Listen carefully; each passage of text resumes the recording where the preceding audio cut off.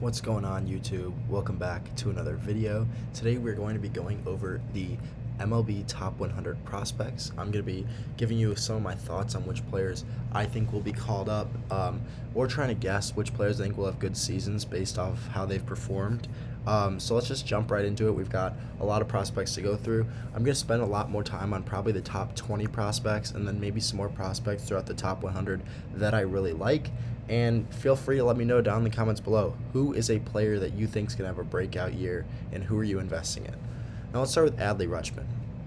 Right off the bat, from an investing standpoint, I never really understood, and I still don't understand, people investing in Adley Ruteman. And the main reason for this is look at how catchers have sold in the past.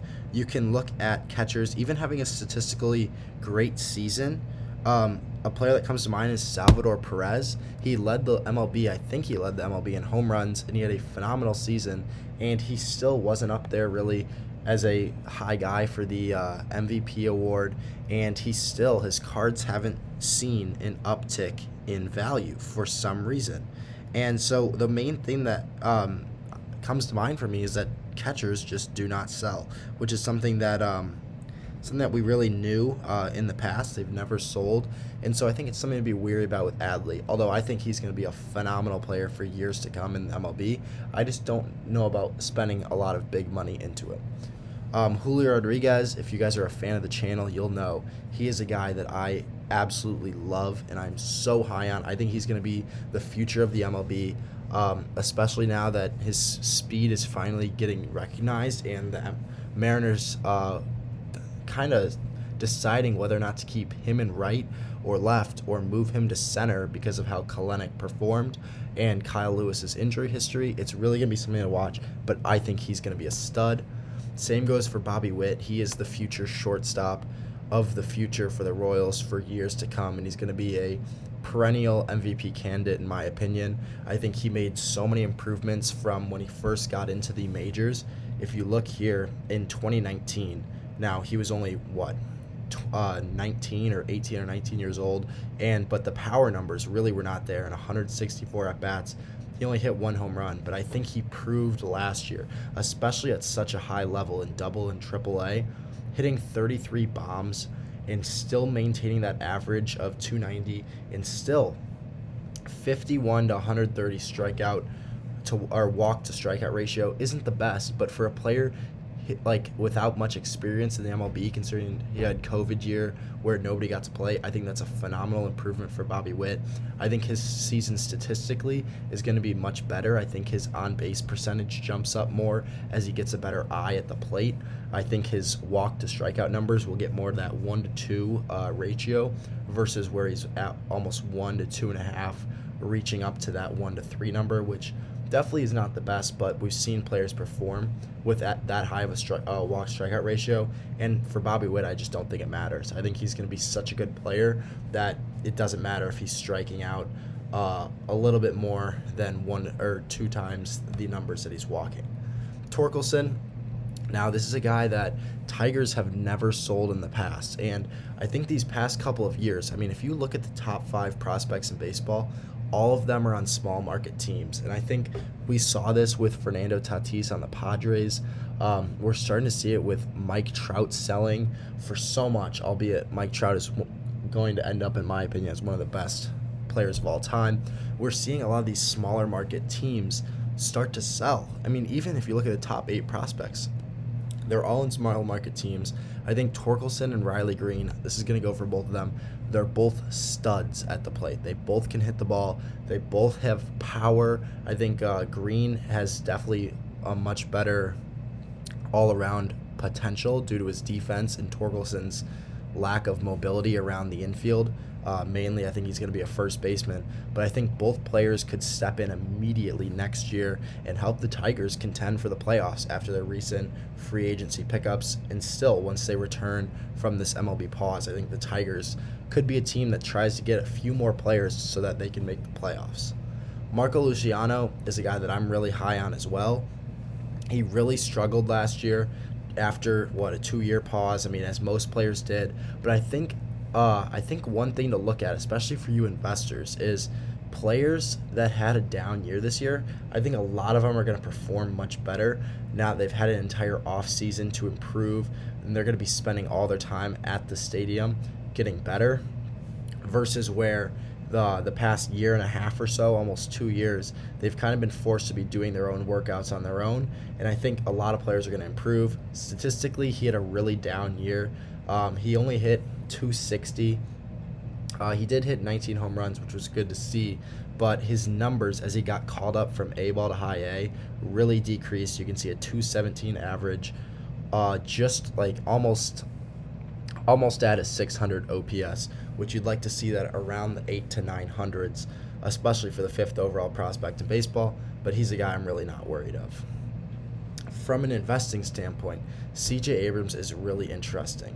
In the MLB, we've seen a lot of guys hit for average, and CJ Abrams is one of those guys. He hit 393 his first ever stint in professional baseball and followed it up this past season with a 296 average. But what scares me from an investing standpoint is he has hit 5 career home runs. As you can see in his picture, he's just not that type of build of a guy. He's going to be more of a guy that consistently gets on base. I think he's going to hit a lot of doubles. He's going to hit a couple triples. But I just don't know if he has the pop yet. Maybe it's his swing. Maybe it's just his build. I don't think he's going to be one of those players, but I think he's going to be a really good player for the Padres, and I think he's really going to help them. Whether he stays at shortstop, if Tatis gets moved to center, or what they do with him, it'll be interesting to see. But CJ Abrams is a really good player as well. Grayson Rodriguez is the top pitching prospect in baseball. He is a phenomenal player, but I do not know too much about pitchers to comment on him, but I've read a lot of articles just raving over his potential and talking about how good of a player he is overall, and he is a guy that's looking to be called up this year, as he is projected to be called up this year, and I think he'd immediately help that Orioles rotation. Marcelo Meyer was in this most recent Bowman. His cards, honestly, are really cheap right now. I think he could be a really good buy. He was the #1 overall prospect in this class. He went 4th overall. He was a high schooler, but he played really well in rookie ball. Hitting 275 with 3 home runs, something I really like to see. I also love that his walk-to-strikeout ratio was less than 1 to 2. It's just not many guys can do that, especially in high school. It'll be really interesting to see how he follows up his first season in the minors. This year, I'm assuming he'll start off in rookie and will be quickly moved up to either low A or possibly just A ball. It depends how fast the Red Sox want to get him up. But with Xander at short, I don't think there's much of a rush for him, considering he's also only 19 years old, just turned 19 about 2 months ago as well. So Marcelo Meyer is going to be in the minors for a couple of years, but he is looking like a really, really good player. And I think once he adds some more muscle, he's listed at 6'3", 188. I think being with a professional program, he should get up to around 6'3", 200. If he can keep his mobility, he'll stay at short. And I'd love to see his power numbers increase because he is going to be a phenomenal shortstop in the majors. Francisco Alvarez. This is a guy that was really shocking to see in the top 10 when this updated top 10 last came out. Considering he put up 272 numbers, he put up a 272 average, he put up a 900 OPS, which is something you really like to see, over 900, and 24 bombs. He is a really good catching prospect. A lot of people talk about him as a Mike Piazza-esque player. I think it has to do with him being on the Mets as well, but I don't really understand exactly why he's getting all this love. He played really well in A-ball, and I think he proved at 20 years old last year that he was a lot better than A-ball and should have been higher. He was hitting 417, and he did hit 2 home runs and only 48 at-bats. But what really surprised me is when he got called up to high A, he definitely struggled average-wise. Now, his power numbers were there, and his OPS was still really good, almost at 900, which means he's getting on base consistently, just not as frequently as his as he was doing in A-ball. But he's a guy, I don't know if he's quite ready to be a top 10 prospect in baseball yet. I think there's a couple of guys behind him that I think might be more ready to be a top 10 prospect now, but I definitely think Alvarez has a lot of potential in the future. We just have to wait and see for him. Now, Noelvi Marte, you guys know I love him. He is a phenomenal player, 6'1", 180. He is the future shortstop for the Mariners. J.P. Crawford's really good, but he's just not compare to Noelvi Marte. Marte hit 273 with 17 homers in mainly his first ever action. This was his first time in the States, as he had last played in the Dominican Summer League in 2019. But with the Modesto Nuts in A-ball, he was spectacular, hitting 271 with 17 home runs. And then after getting called up to Everett Aqua Sox High A at the end of the season, in a limited number of bats, he outperformed his A-ball numbers, hitting 290. He did not hit a home run, but I think he only played 8 games. We will definitely see him hit a lot of home runs. I just love this guy. He's a little bit undersized to be a guy that really young, hitting 17 home runs, but I'm really excited to see. I think this year he could hit around 25 to 30 bombs depending on how he performed conditionally in the offseason, but he looks a lot bigger than what he's listed at, and his power numbers are definitely there, and his average is there as well, which is really exciting to see. He is going to be a stud, and he's on the #1 farm system in baseball. I would definitely check out the Mariners' top 30. They have a lot of good players and are definitely setting themselves up for a good future. Now I'm just going to kind of jump around to a couple of guys that I really like. Anthony Volpe is one of those guys. He hit 294 last year with 27 home runs across A and high A baseball. I was really excited to see that, especially considering he's only 5'11", 180. He definitely has a lot of pop to his bat, and he has a phenomenal bat speed. He had over 1,000 OPS, but his bat speed is just so electric. Love to see it, especially after he did not play that well in his first ever stint after getting drafted in the majors, hitting only 215. He proved why he deserved to be in the top 15. He proved why he was a top 100 player. He was a snub on the top 100 prospect list going into the season, and he definitely came out with a vengeance and took it out on opposing pitchers. Now, I'm sure you guys have seen the news about Dominguez after his superfractor just went for, I think, around $500,000. Crazy, but he's a guy that a lot of people are hating on, saying he was overhyped. But he still is only a 19-year-old player. He just turned 19 today, actually. It's his birthday as I'm recording this. So congratulations to him, but happy birthday. But he definitely has a lot of potential, and I don't like the fact that people are just kind of writing him off already. He did hit 250 with 5 home runs across rookie and A-ball, mainly in A-ball. And for an 18-year-old playing in A-ball, I wish it showed how many years below the average he was, but Baseball Reference does show that if you guys want to check players' stats. Dominguez is definitely undervalued. I think he's deserving to be a top 25 prospect. I think 17 is a little bit high, but I definitely think he will be a top 5 prospect in 1.5 to 2 years. I just think he definitely has all of the tools. He just needs to get more at-bats and more experience. Another player that had a really good season was Hunter Greene last year. Greene played really well. It was his first time playing since 2018, even before the 2019 season. He's battled injuries. I don't remember exactly what it was, Tommy John surgery. So he really did not have a chance to play over the past 2 years, but he played phenomenally in 2021 across Double and Triple A. Double A, he had a phenomenal season with a sub-2 ERA, 5-0 record. Just played really well. He had 60 strikeouts in only 41 innings pitched and a 1 whip, which is just really good numbers. Even after he got called up to Triple A, his ERA did struggle a little bit, but his strikeout numbers were still there. He did allow a little bit more walks. He had a little bit more struggle with that and did allow more hits in not too many more innings pitched, but the whip was still low, which I love to see. He will definitely be called up to the Reds this season, as I think they might be trading Luis Castillo, and Hunter Greene would be a really good guy to fill in that 5th overall spot, especially with Nick Lodolo about to be called up as well. Now I'm just going to rattle off a couple names I really like. Khalil Watson is a guy that is a stud. He's a guy that's really good. So is Gabriel Moreno. I think Moreno will be called up this year because the Blue Jays do have a hole at center at catcher. And this past season in Double A, he hit 373 with 8 home runs. does not draw as many walks as you'd like to see, but he only had 126 at bats, which I think is all right. He's proved in the past though that he has really good vision at the plate. He's not striking out too many times. He is getting walks. You'd love to see him get a little bit more, but he has proven that he's just able to smash the baseball, and I think he'll be called up this year. I think the Blue Jays are going to be a contender this year. I think a lot of people aren't giving them enough credit, especially with Vlad. I think Vlad's going to come out in even better shape than he was last year. I think he is probably my pick to win MVP this year, just based off of what I'm expecting, and I think the Blue Jays are going to be in a position to make a run. Now we see a couple of Twins prospects and Mariners prospects. Mariners have a lot of pitching prospects to come.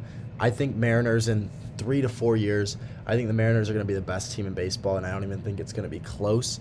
I just am excited for them. But the Twins prospects that I really like are Royce Lewis and Austin Martin. I like Royce Lewis a lot more. He was the number 1 overall pick in 2017, and he has not played in a while. He hasn't played since 2019 due to injury.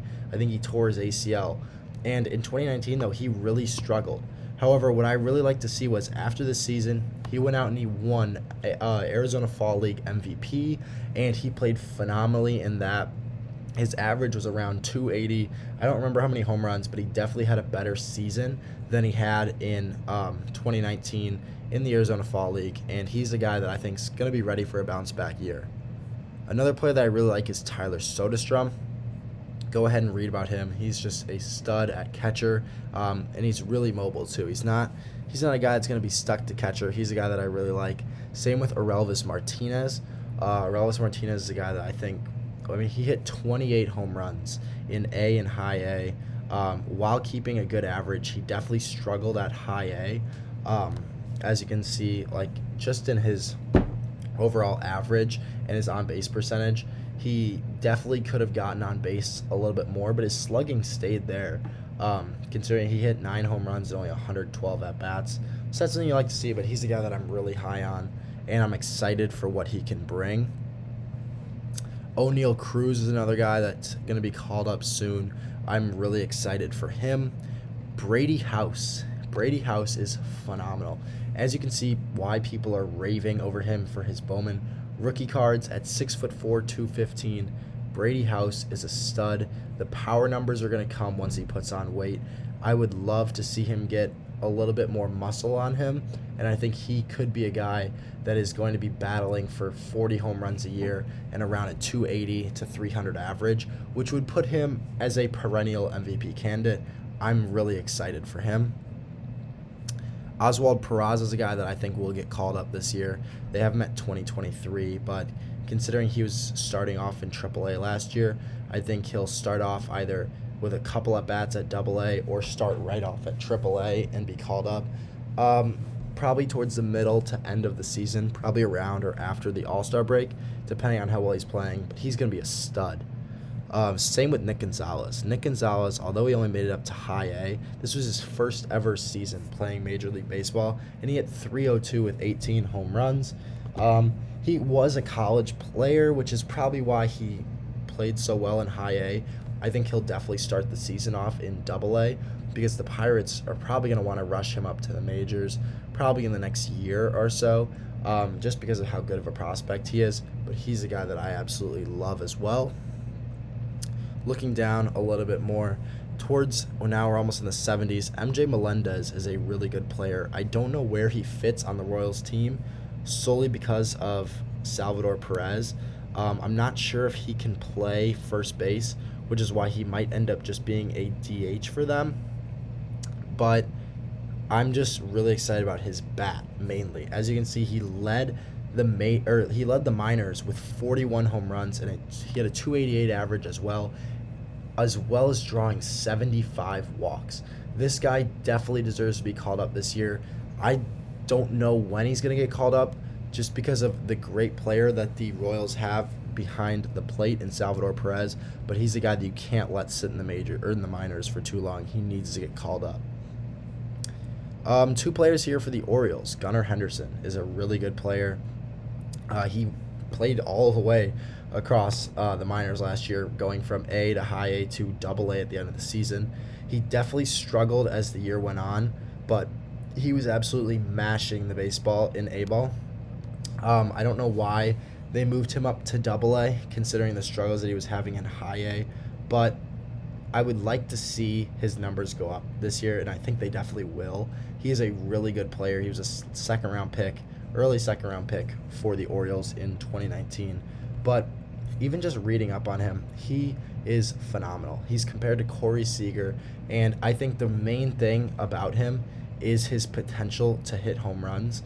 He hit 17 home runs and just under 400 at-bats last season, and I think as he continues to fill out into his frame, I think just working with the minor league team, I think he's going to increase his power numbers and his average a lot more this year.